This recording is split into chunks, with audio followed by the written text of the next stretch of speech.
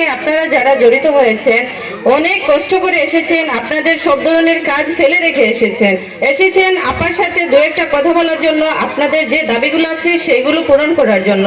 আমি আশা করি আপা আমাদের যে পরিস্থিতিগুলো নিজ সচক্ষে দেখছেন সেগুলো তিনি আমাদেরকে পূরণ করে দিবেন।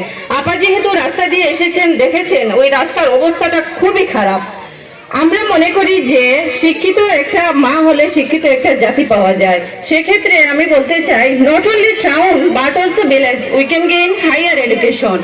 সো আমি বলতে চাচ্ছি এটাই যে শহরে থেকে উচ্চশিক্ষা লাভ করা যায় না, গ্রামে থেকে উচ্চশিক্ষা লাভ করা যায়, কিন্তু সেই উচ্চশিক্ষাটা লাভ করতে হলে আমাদের যেতে হয় শহরে।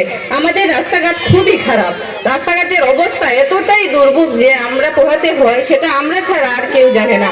আপা যেহেতু গাড়ি দিয়ে এসেছেন, দেখেছেন আমাদের রাস্তাঘাটের কি অবস্থা।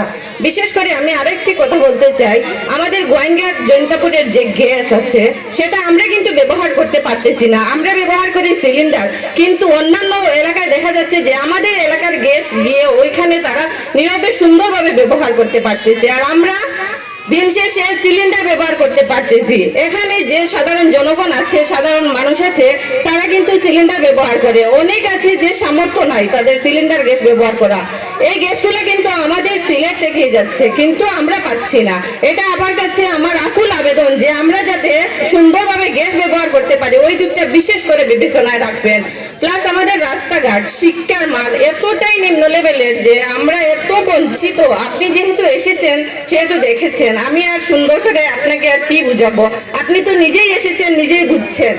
তো আমি আমার বক্তব্য এত দূর নিয়ে যাব না, যেহেতু সময় শর্ট। আপা বলতেছেন শর্ট করে বলার জন্য। আমি আমার এই আশাগুলো রাখছি আপার কাছে যে আপার মাধ্যমে ভাই আমাদেরকে এই উন্নয়নগুলো করে দিবে। এইভাবে আমার বক্তব্য এখানে শেষ করছি। আসসালামু আলাইকুম।